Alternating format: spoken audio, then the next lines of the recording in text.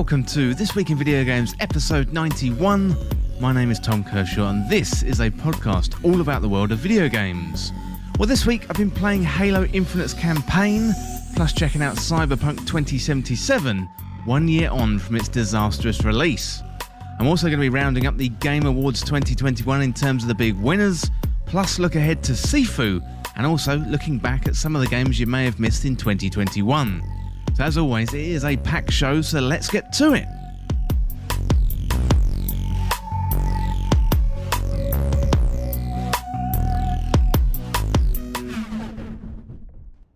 Welcome to the show, everyone. I hope you're well and you're having a good week. Now, I'm good this week, and it's been a busy week in the world of video games with the Game Awards this week. So in terms of the show itself, it was pretty long and it dragged a bit. I don't really think it lived up to the promises of Jeff Keighley, with him saying before the show there was going to be 4 to 5 Elden Ring level announcements. Well, I'm going to bring you a roundup of the results later on in the show. Well, this week I'm going to be looking back at some of the games you may have missed in 2021, some indie hidden gems given we're approaching the Game of the Year list coming in the next few weeks, and I'm going to be running through my Game of the Year on the next episode of the podcast. I'm also going to be looking ahead as well as looking back. I'm going to be looking ahead to Sifu, and this one is a Kung Fu style 3D brawler. Looks like a load of fun, and that one is coming in early 2022. Well, without further delay, let's get into what I've been playing this week. Well, first up this week, I've been playing Halo Infinite's campaign, and this one released this past Tuesday. And finally, we've got the second half of the game with the campaign, given the multiplayer was released a few weeks early. Well, the campaign is really good fun, and I'll bring you my thoughts on that first up in the show. Well, I've also been going back and checking out Cyberpunk 2077, 1 year on from the initial release, which by all accounts was pretty much a disaster all round. You know, it's been patched so many times, and I finally re-downloaded the game and wanted to give it a proper playthrough. Now, I'm really happy to report it's really good. I'm going to be running through my review of that later on in the show. Well, finally today I've been checking out Bungie's 30th anniversary in Destiny 2. They are having a massive in-game celebration, and they brought back loads of Halo-inspired weapons in an unofficial crossover. So there's a new 6-person activity with a new dungeon, and we're all celebrating the history of Bungie with references to Marathon, Myth, Halo, and of course, the Destiny franchise. Well, before we get stuck into it today, I wanted to plug the podcast Patreon, and you can send in your questions, your stories for community questions by signing up to Patreon. So for as little as $2 a month, you can sign up to become a patron, where you can access exclusive Discord rooms, send in your questions and your comments to be read out on the This Week in Video Games podcast, and you can access exclusive content and get early access too. There's plenty of benefits over there at Patreon, plus you get to support the show and help This Week in Video Games become a little bit more self-sufficient. With my shameless plug of Patreon out of the way, let's get into my first review of the week, and first of all, it's going to be Halo Infinite.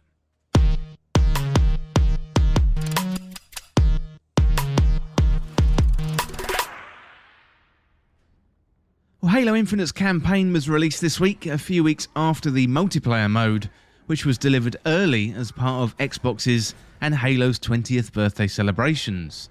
Now, Halo's new campaign manages to navigate the legacy of great Halo games while pushing the series forward, introducing an open world. It's got a strong opening third, albeit a little bit stodgy in the middle, but then it builds up to a great finish, and 343 had to make trade-offs with the introduction of the open world, which includes less tailored classic campaign moments, plus co-op isn't there at the start. However, this is balanced out by the sheer amount of freedom that Halo Infinite offers. It is a solid entry to the series, although I wouldn't put it right at the top. Well, in the opening moments, Master Chief is seen fighting against the Banished, and he gets a beatdown and thrown into space. Well, later, he's collected by a UNSC pilot, and is saved and sets upon finding out what's happened while he's been out. Well, the Banished, they're running rampant, and the Chief collects his new AI, called the Weapon, given Cortana is now gone. And we're introduced to the Zeta Halo Ring, which acts as our main play space for Halo Infinite, and this one is a relatively large open world map where we take back UNSC bases from the hand of the Banished. So we're not immediately dropped into the open world, and 343 most likely wanted to ease us in gently with the first few hours of gameplay. They're set in classic close quarters, tightly scripted gameplay sequences, which really nod back to the classic Halo campaigns. But once we've got a grip on who we're fighting, we pick up our new buddies, and then it's off to the open world, of Zeta Halo.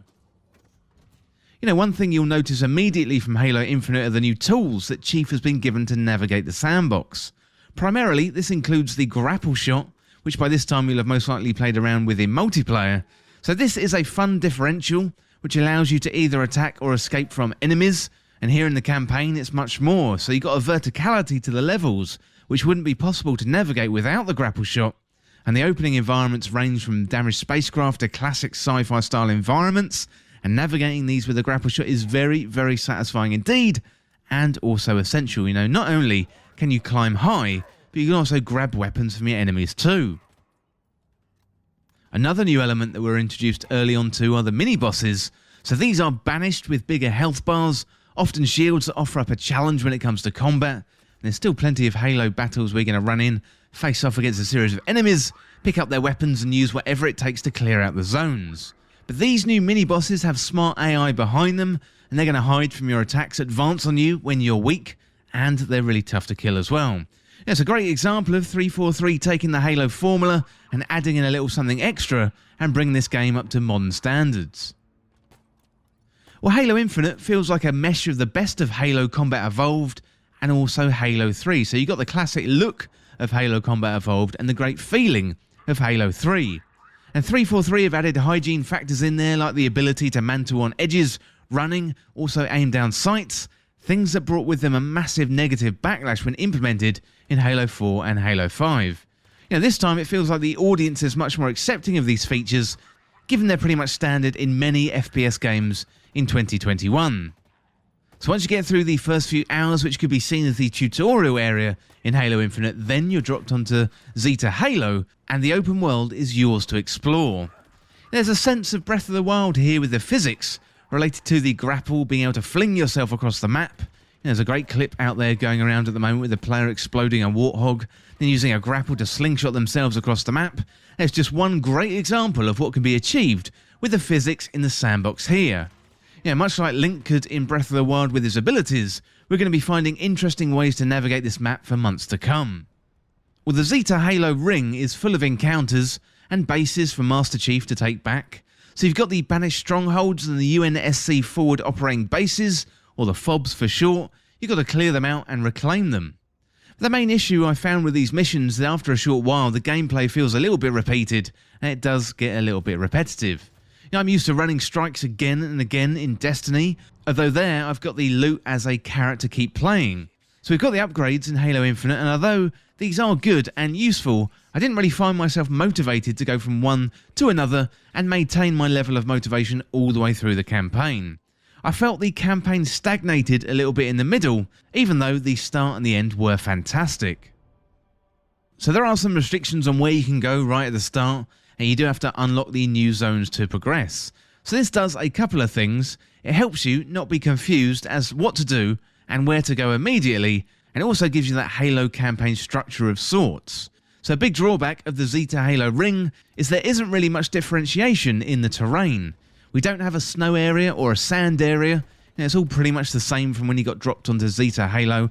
At the start you got green grass, the trees, a blue sky, and that is pretty much it. Well, in terms of the story itself, it's pretty good.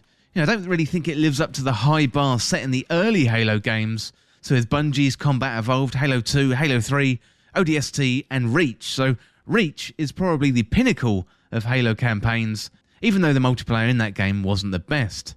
Halo Infinite represents a step forward in terms of storytelling from Halo 4 and Halo 5, which is a good achievement for 343. So Halo 4 and Halo 5 went off track a little bit too much, with 343 trying to make Halo their own, and they did make a few missteps, but here they've managed to walk that tightrope of a familiar feeling Halo while imprinting their own personality onto the series. Regarding the gameplay in Halo Infinite, taking back the bases are key and central to the gameplay, and once you capture one of these, then a bunch of new things are going to open up on the map. Plus there's a series of upgrades you can collect to improve Chief's armor and abilities too. So this includes bolstering your shields, and then you can add extra effects to the grapple shot, which includes electrocuting your enemies on the hit, which is very, very useful indeed. So completing the open world objectives gives you Valor points, and you can unlock weapons and vehicles that can be immediately summoned from the FOBs. You can also use reclaimed bases to fast travel around the map, which is essential later on, as you're going to be zipping all over the map, and it's going to save you valuable time. Well, Halo Infinite does really well with offering you a sense of freedom in your gameplay, which has been lacking since the Bungie era of Halo games ended. So given the open nature of Zeta Halo, you have much less scripted corridor battles, and they are replaced with skirmishes out there in the wild. But one aspect of Halo Infinite I really enjoyed when compared to something like Destiny 2, so rather than having a single loadout of guns and you just keep using them over and over again, I do like the fact that you can finish up enemies, pick up their weapons and use them against other enemies. This means I don't really get too attached to my shotgun or my battle rifle. I'm having to use the full array of weapons in the game, and this offers a variety in a sense that you've got to use anything and everything to survive. If I had a choice, I probably wouldn't use the carbine, but seeing as my AR ran out of bullets, I guess I'm going to have to use everything. So it was always going to be a tall order for 343 to create a winner with Halo Infinite. The game was delayed by a year, missing the Xbox Series X launch, and although it's shipped in Halo Infinite branded boxes, all the same, it demonstrates how close this decision was. So with hindsight, I think it was a good decision, because here we have a polished, high quality Halo game.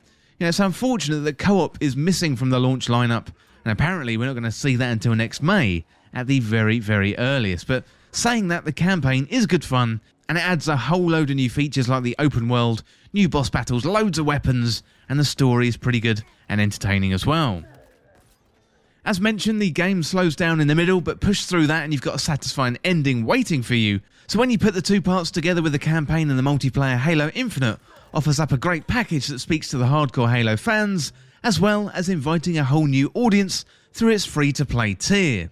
I think 343 have a Halo game that they can be proud of. Well, the game was developed by 343 Studios, it was published by Microsoft Game Studios, it's released on Xbox Series S and X, Xbox One and PC, and it was originally released on the 8th of December 2021. Well, that is it for my review of Halo Infinite's campaign, but next up, let's check out the winners of the Game Awards 2021.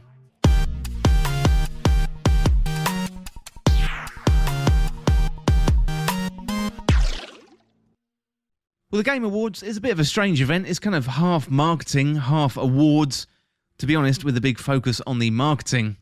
And the main show did run for about 3.5 hours. It was really, really long. And we did get quite a lot of focus on the reveals.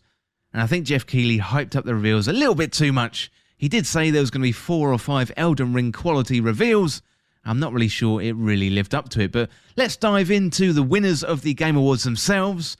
So first of all, we've got Best Sports and Racing Game. That was Forza Horizon 5. Slightly criminal that it wasn't that full Game of the Year. It was a fantastic game this year, although it did take the Best Sports and Racing Game. Well, next up, we got the Best Sim and Strategy Game, and that one was taken by Age of Empires 4. Next up, we got the Best Family Game, and that one was It Takes Two. We got the Best Fighting Game, and that was Guilty Gear Strive, and that was a really good winner this year. Clearly the Best Fighting Game of the year, and I'm glad the awards reflected that. So next up, we had Most Anticipated Game. That one was won by Elden Ring, and that one is coming out in February 2022. Really, really looking forward to that one. So next up, we have Best Role-Playing Game. Again, deserved winner here with Tales of Arise. And then we got Best Action Adventure Game, and that one was won by Metroid Dread. Next up, it was Best Action Game, and this one was won by Returnal. Again, a bit of a strange omission for Game of the Year with Returnal. That was an absolutely fantastic game, although that was only available on PS5, and you don't have to wonder how many PS5s are out there with all of the supply issues going on all around the world. Next up, we had Content Creator of the Year. That one was won by Dream, and then we got Best AR and VR Game. That one was won by Resident Evil 4 VR. Best Indie Debut Game went to Kenna Bridge of Spirits, and Best Community Game was won by Final Fantasy XIV. There was a massive hype around Final Fantasy XIV. Of course, Endwalker released in the last couple of weeks, and I am really looking forward to jumping into Final Fantasy XIV myself over the Christmas period. Well, next up we got Best Mobile Game. That was won by Genshin Impact. And then we got Best Independent Game, another win for Kenna Bridge of Spirits. That was absolutely fantastic. So Ember Labs, the developer behind the game, that was their first game, and to run away with Best Debut Indie Game and also Best Independent Game, I think that's absolutely fantastic, although Inscription would have run it a very, very close second. So in terms of games for impact, the winner there was Life is Strange 2 Colors, And then innovation in accessibility, we had Forza Horizon 5. So Forza Horizon 5 won again for Best Audio Design, and then we got Best Score and Music, and that was won by Nier Replicant. For Best Art Direction, that was Deathloop, and Best Ongoing Game, that was Final Fantasy XIV, and then Best Multiplayer was It Takes Two, and I can attest to that. I've been playing through that with my wife recently, and it's an absolutely fantastic game. So Best Performance, that was Maggie Robertson for Lady Dimitrescu, and that was from Resident Evil Village, and then Best Narrative, that went to Marvel's Guardians of the Galaxy. So Best Game Direction went to Deathloop, and then we got the big one. It was Game of the Year, and that one went to It Takes Two. So that one was quite a surprising Game of the Year pick. I think it's absolutely fantastic and a fully deserved winner.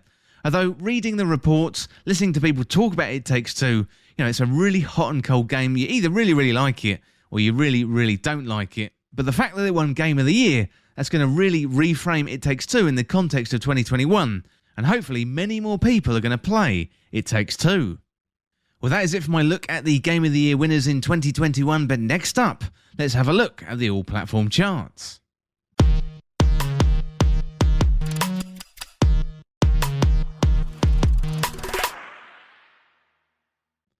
So at number 10 this week, up one place from last week's number 11, it's Pokemon Shining Pearl.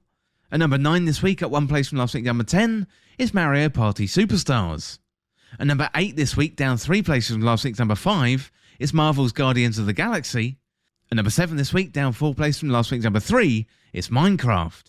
At 6 this week, up 2 places from last week's number 8, it's Animal Crossing New Horizons. And at number 5 this week, up 2 places from last week's number 7, it's Just Dance 2022. At number 4 this week, up 2 places from last week's number 6, it's Pokemon Brilliant Diamond. And number 3 this week, up 1 place from last week's number 4, it's Call of Duty Vanguard. At number 2 this week, down 1 place from last week's number 1, it's Mario Kart 8 Deluxe.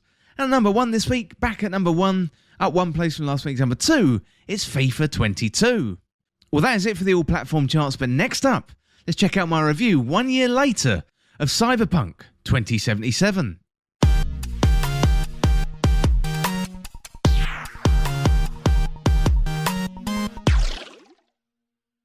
Well, I gave up on Cyberpunk 2077 shortly after release. I pre-ordered it, played it on day one, and it was pretty much unplayable on my hardware. The bugs were just too much for me, making it unplayable. However, it is a year since the initial launch, and it's now in a much better state than it was then, so I re-downloaded the game recently, and I haven't been able to put it down since. Much has been said about Cyberpunk 2077, and a lot has happened in the years since it first came out. At first, reviewers weren't allowed to show captured footage of the game. They were only permitted to show the B-roll that CD Projekt Red provided, and we soon found out why. The game wasn't in a good state on consoles, eventually leading it to being pulled from the PlayStation Store, only for it to be reinstated months later. On lower-end PCs it wasn't much better, and you pretty much had to have an expensive, state-of-the-art PC rig to play the game at all. It's really a shame that the launch panned out the way it did, because under all the bugs and nonsense of the launch, there's a really great game there waiting to be played. So the main campaign is fairly short, coming in at around the lower or mid 20 hours, but that isn't taking into account the numerous side quests, and the side quests are really rich in the storytelling, and any one of them could be in the main campaign story. So if you sat on Cyberpunk 2077 for all this time, then many of the bugs have been patched out, and numerous quality of life upgrades have been added, and what we're left now is an enjoyable roller coaster of an RPG in a rich and vibrant world that is begging to be explored. So you play as V, a mercenary who lives in Night City, and you can also start off at 3 points, so a street kid, a corpo, or a nomad. So I'm going to be describing the game from the perspective of the street kid, although I think over time I'd like to go back and play through as the other life choices. The game is just that compelling. Early on you team up with your friend Jackie Wells and pull off a series of small-time jobs before getting sucked into what they call the big time. Unfortunately, they witness a murder of the owner of one of the main corporations who dominate Night City when they're trying to steal a chip. So V has to stash the chip in his head to keep it safe, and the image of terrorist Johnny Silverhand, played by Keanu Reeves, is put in there with it. And Johnny Silverhand's image is programmed to take over the new host body, meaning V will slowly be deleted, so it's a race against time to find a way to stop this from happening, all while unravelling the mysteries of Night City. Well, the story in Cyberpunk 2077 is compelling, full of action, but also full of quieter moments packed full of character development. It takes a few hours to get past the introduction to the point where you can venture out on your own and pick your own path, but there's a clear main story campaign, and you can beeline this and power your way through the game if you want to, but there are benefits of taking your time and getting to know the world around you. So I think if you mainline the story, then you get 2 to 3 options for the end of the game, but if you invest in meeting others, branching out, then this expands into 5 separate endings, including the secret one. So I was really impressed with the dense nature of Night City. It's one of the most immersive worlds I've played, packed full of characters, people chatting, characters seemingly living their own lives. I walked out of my apartment at one point only to find the cops banging on the door of one of my neighbours, demanding he come out and let them know if he was okay. I don't know if he was a fellow cop, but the whole interaction seemed really natural, so it felt deeper than most, if not all, video game interactions that I'd had before. Well, Cyberpunk 2077 is played from the first person, which is a big factor in terms of how immersive the game feels. So when you're interacting with the weird and wonderful characters in the game, you're doing so from your perspective, looking through V's eyes. So there's many an occasion where you're wielding a gun and the game moves into first-person shooter mode. However, first and foremost, this is an RPG with elements of first-person shooting. So the FPS features of the game aren't quite good enough to be the central mechanic. Don't get me wrong, the shooting feels pretty good, but it does feel off when compared to the masters of FPS like Destiny 2 or Apex Legend or the new kid on the block, Halo Infinite. Structurally, Cyberpunk 2077 is pretty different from other RPGs. The main questline can be focused on, but before too long you can branch out into one of the many side quests and get lost down a path. The side quests are of such quality, it feels a little bit strange to call them side quests. The game does such a great job of distracting you with these quests as well, given you have a phone and multiple quest givers are simply falling over themselves, calling you constantly, offering you work, as your reputation starts to grow in Night City. It's well worth jumping into the side stories. The characters in Cyberpunk 2077 are rich, offering great complementary stories, and they're going to make your playthrough really, really enjoyable. It's a really ambitious approach to the game design, offering you a dense sandbox full of different directions and paths to travel. Thematically, everything is pulled together really well in the Cyberpunk overarching story and world, so side missions don't really ever feel out of place or tacked on. So at times the game can feel a little bit like Grand Theft Auto, but from a first-person perspective. You're going to hop into a car, drive around the city, come across some thugs trying to mug an unsuspecting passerby, only for you to go in there and finish off a gang with a shotgun. Beware local cops though, as they're going to come down on you thick and fast with force. The scale of Night City is hard to comprehend until you get in there and explore. So you've got the corporate playground with tall skyscrapers, you've got slums and the homeless, outskirt deserts and green parts to discover. The verticality of the play space is huge too, with Night City carved into many layers for you to discover. You've got above ground and underground as well. So it's bright, it's neon, it's brash, full of advertisements, sex and violence. It's overwhelming, but it's often beautiful as well. So it's easy to see why the game was in development for so many years, and unfortunate that it came out a little hot.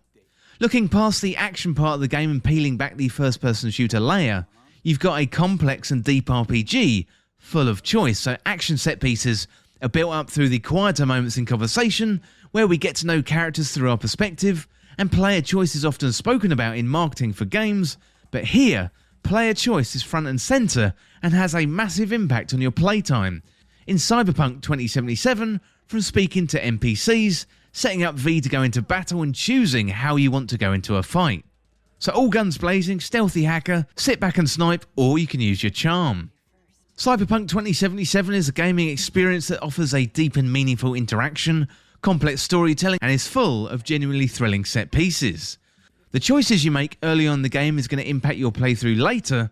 It may not be immediate and sometimes maybe 20 hours after you made that decision. However, know that your dialogue and choices and your actions have consequences in the world of Night City. I'm definitely here for it. So there isn't your traditional class system in Cyberpunk 2077, so instead you invest your points in different attributes to take V in the direction you want to take them. This includes body, intelligence, reflexes, technical, and also cool. Investing in these different systems unlocks vastly different playstyles, which you can respec at a cost at any time. So if you do want to experiment, then you can. Investing in body means you can wield heavier weapons. Intelligence allows V to become a master of hacking, whereas cool can prevent enemies from detecting you. The system is super flexible and definitely promotes experimentation. So combat is really good fun. Even though it's not a core first-person shooter, it certainly has the guns to compete with the best of them, so the guns have a weight to them, and although controlling V in the battlefield doesn't feel quite right, although I think it can be overlooked given the sheer scale of the game. The combat in the game is merely the starter, it's the RPG and the interactions with the other characters that make the game truly memorable. So I tried Cyberpunk 2077 when it first came out and it really didn't perform well, I don't have a state-of-the-art PC with the latest hardware, but I haven't come across a game that broke as badly as Cyberpunk 2077 in those first few weeks. Characters were clipping through environments, textures were missing, and all these issues distracted me too much from the narrative. What makes the game special are these narrative moments, and if you're constantly being distracted, these moments aren't going to hit you as they should. Now, 12 months later, with hopefully the worst behind them, CD Projekt Red has a fantastic RPG, and yes, mistakes were made. The game shouldn't have launched on consoles in the state it did, and the game should have been in development until at least summer 2021, to come out in the state the game is now with a 1.3.1 update. So we do have the PlayStation 5 and the Xbox Series X versions hopefully coming in the first quarter of 2022, and that would be a great way to play if the game comes out as intended. I've been playing on PC where the game has been getting multiple patches over time, and I'd say at the moment that is probably the best place to play until we have confirmation of the console versions working as intended. So if CD Projekt Red can get the game right on consoles, so this could be a really big hit in 2022. I for one hope the game gets the credit it's due, because under the horrible launch and the mountain of bugs, a fantastic game is waiting to be discovered and played. So I'm sure like many people, they either had a bad experience at launch or heard about the many bugs and were put off by Cyberpunk 2077. So I can happily say the gameplay is much better now, allowing me to enjoy the wonderful and often thrilling story, the rich world, and interact with the multiple meaningful characters. So if you've been sitting on the fence, I'd say get off the fence because you can pick it up pretty cheap right now, and I would check out Cyberpunk 2077. You definitely won't regret it. So the developer and the publisher was CD Projekt Red. It's available on the PS4, Xbox One, Google Stadia, and PC. Well, that is it for my review of Cyberpunk 2077. Actually, there's a really good game there waiting to be played, but trying out at launch, it was really tough. Just so many issues at launch, but now it's looking really good. Well, that is it for now for Cyberpunk, but next up, I've got 10 games you may have missed in 2021.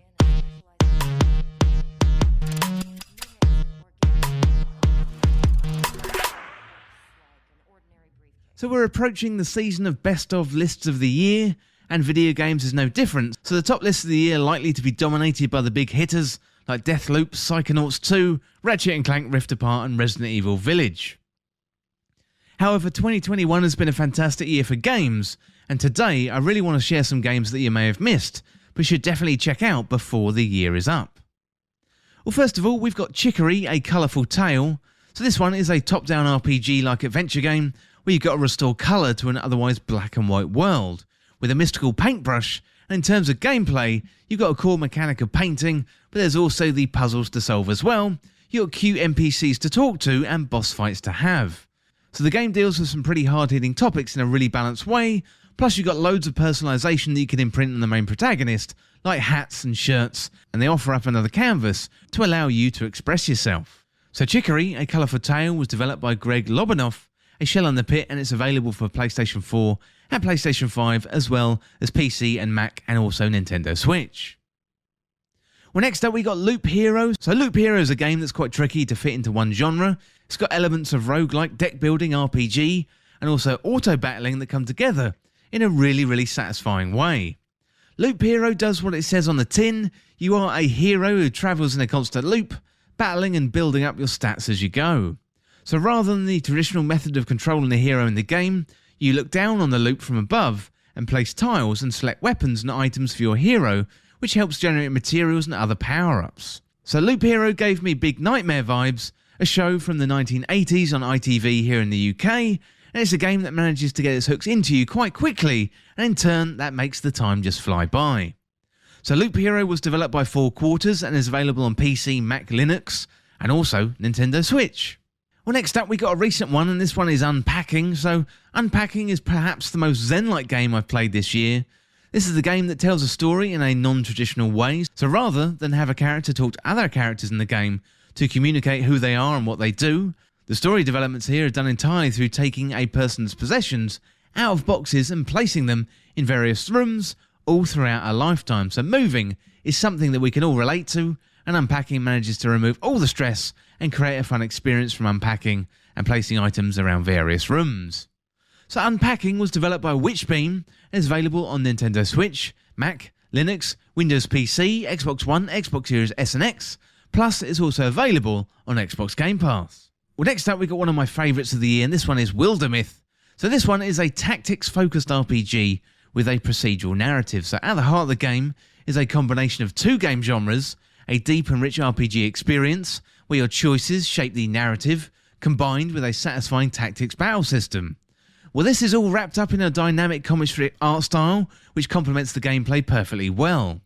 The core gameplay is an XCOM-style two-turn tactics combat system, which is easy to pick up and play, but hard to master.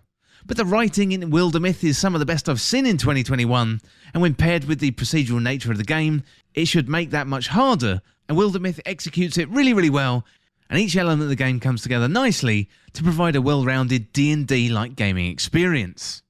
Well, Wildermyth was developed by World Walker Games and is available for PC, Mac and also Linux too.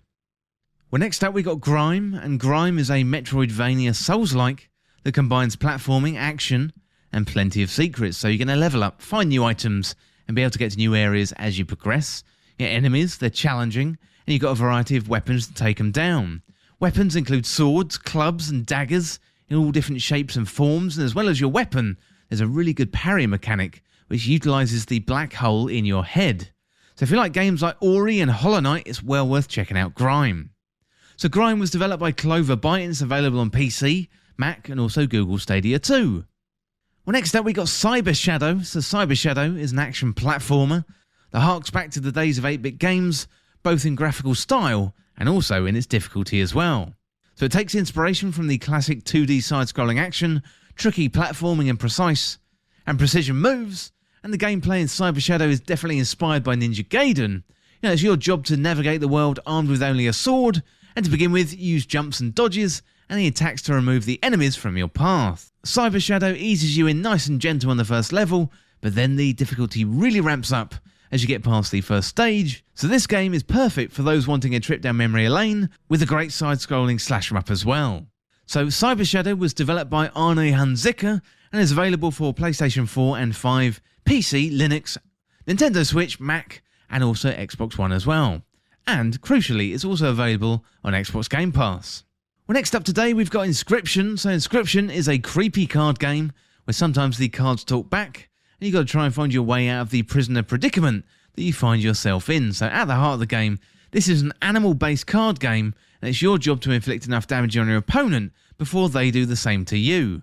So lose more than twice and you'll get strangled. So after a few hours of play, the game starts to open up and make much more sense as you get to grips with the cards and how they interact with each other. So as you play, new elements open up on the map, and you've got surprising story elements, they will appear too. But try and avoid spoilers and experience it for yourself if you can. So Inscription was developed by Daniel Mullins Games. It's available on PC, Mac, Linux, plus there's a free demo on Steam if you want to give it a try for no cost. Well, next we got Overboard. So Overboard is a kind of murder mystery, and the game starts off with you playing as Veronica, who throws her husband overboard, and you spend the rest of the game trying to pin the murder on someone else.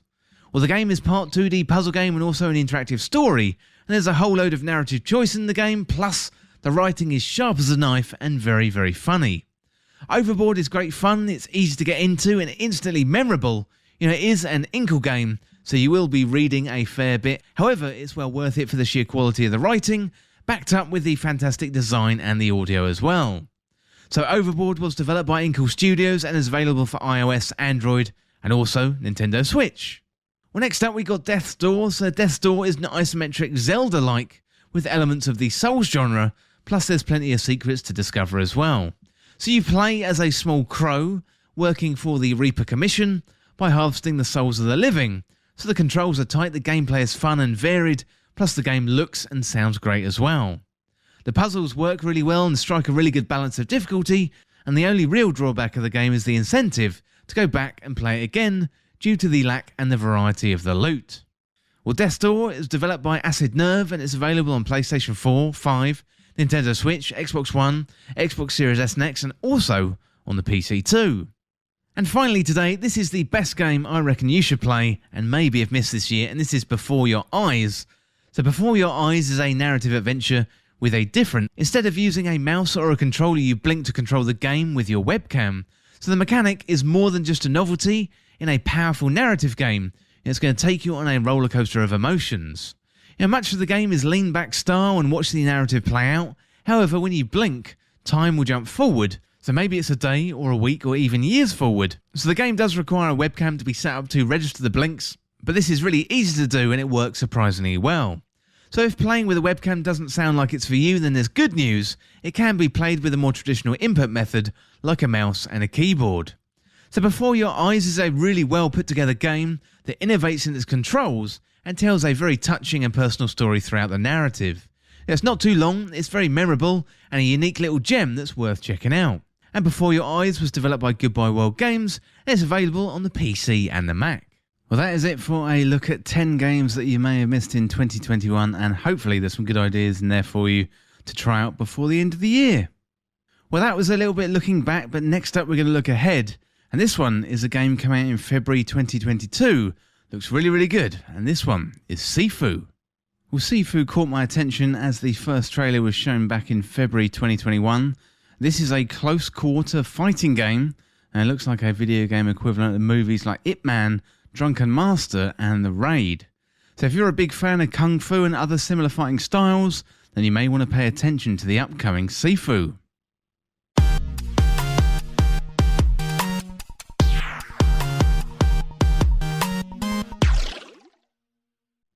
Well, Sifu has been developed by Slowclap, who are the brains behind another fighting sim called Absolver. So whereas Absolver was more about multiplayer fighting, Sifu looks more like a single-player game where you take on a series of enemies. So the initial trailer had me sitting up in my chair, given the main protagonist was fighting nearly 10 enemies in a corridor just with his bare hands.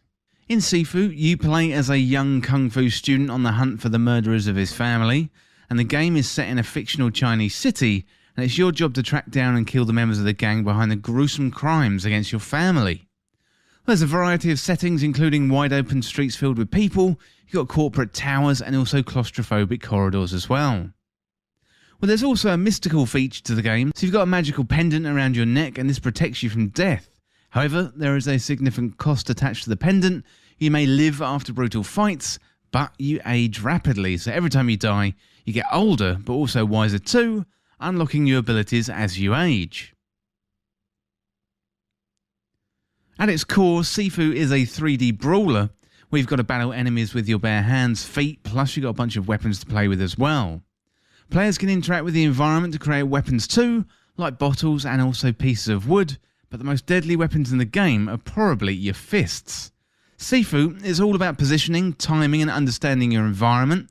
For example, players can push enemies downstairs or off the top of high buildings, and understanding where you are and how you can use the environment to your benefit in the fight is definitely going to be key to making it out in one piece.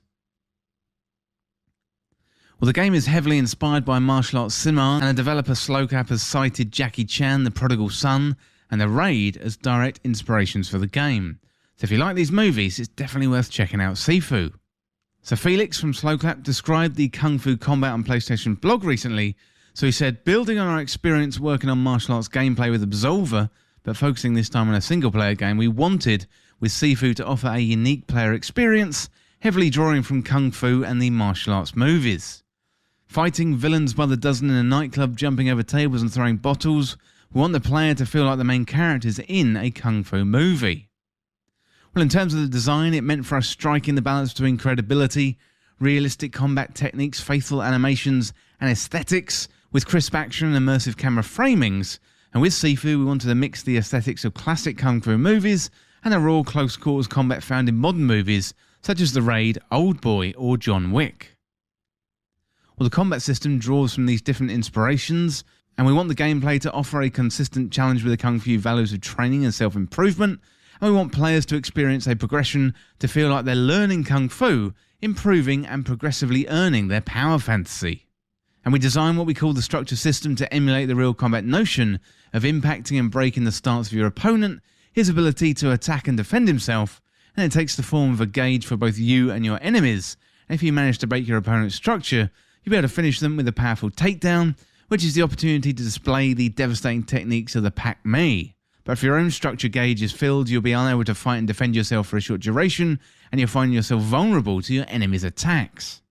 Well, blocking attacks will quickly fill your balance gauge, and we've given the players a few more flexible defensive options. So dodges will allow you to create space at key times and can be lifesavers, but more importantly, parrying hits at the right time will let you deflect the blow, unbalancing your opponent and opening opportunities to counter-attack or throw them down. You can also avoid blows altogether by ducking under or jumping over incoming strikes, and it's particularly useful against strong hits that you can't parry or to quickly recover balance and strike back against your opponent.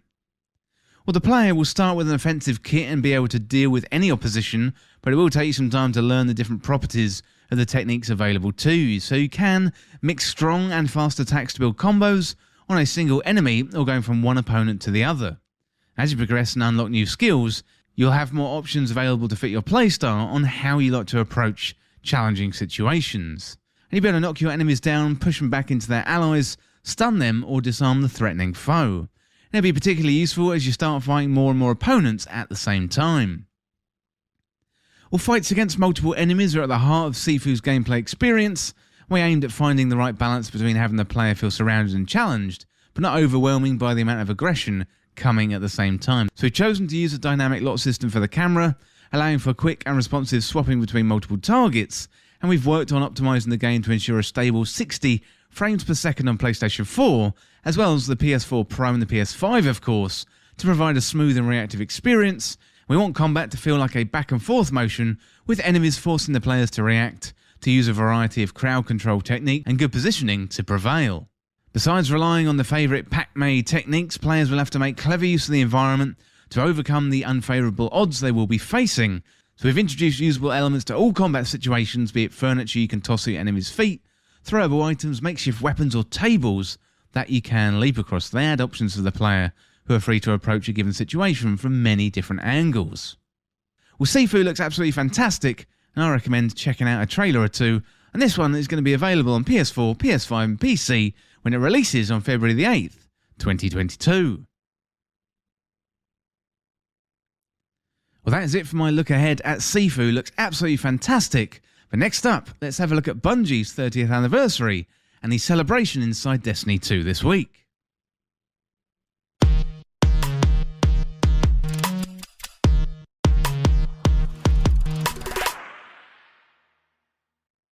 So Bungie celebrated their 30th anniversary this week, and the party is inside Destiny 2 with a new season-sized piece of content. You can either play for 3 or pay for some added extras. So we've got a new dungeon, a new 6-person activity, loads of loot from past Bungie games, including iconic weapons from Halo, plus other secrets too. So today I'm going to round up my first impressions of the event.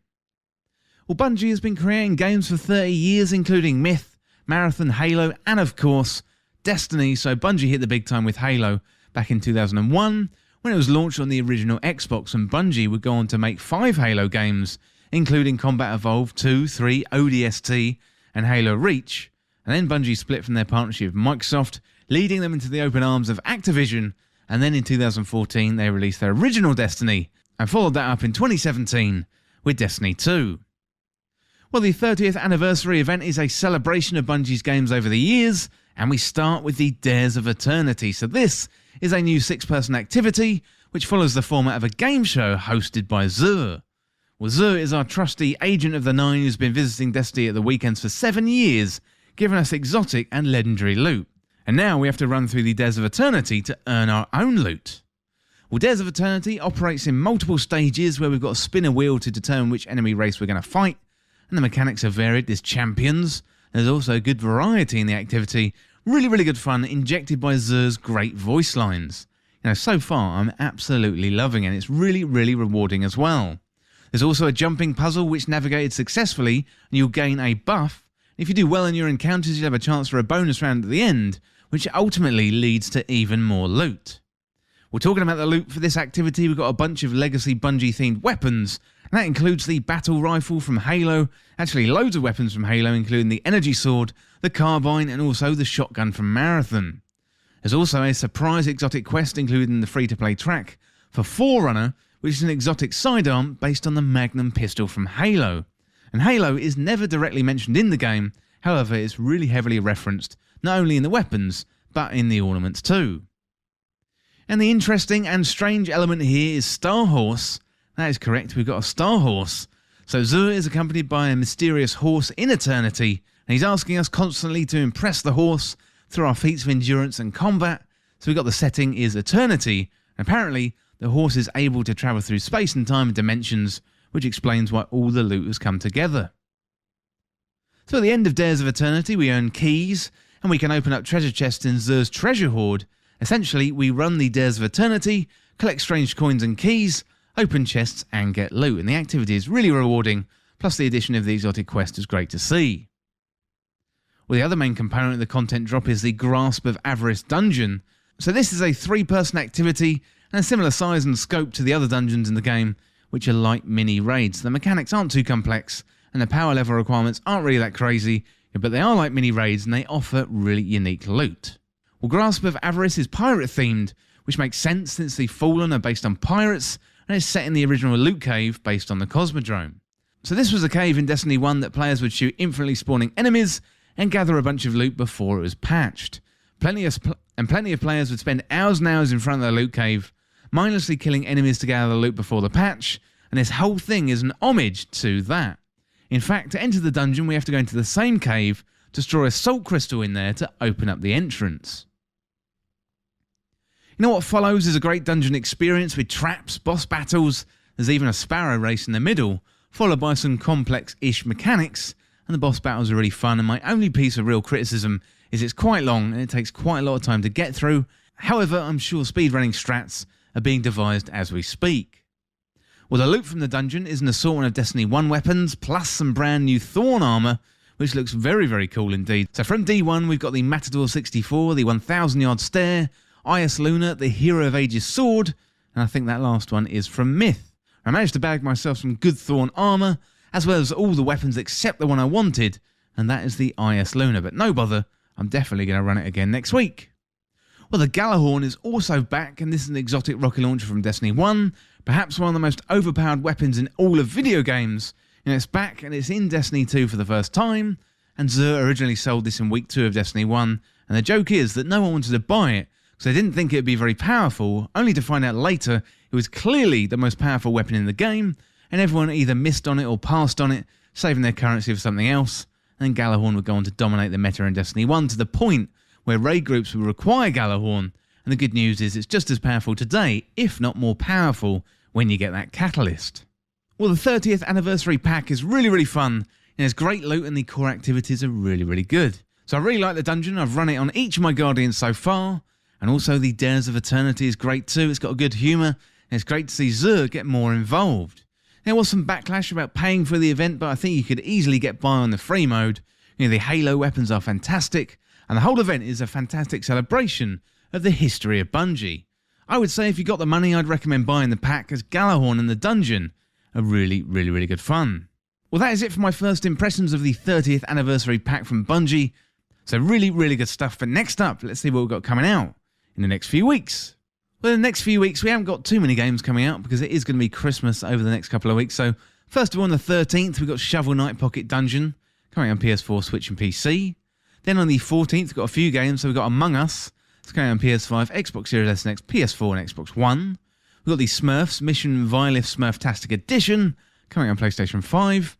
But then on the 16th, we've got Alien Isolation. That's coming out on iOS and Android. Also on the 16th, we've got a few more games. Final Fantasy VII Remake Intergrade.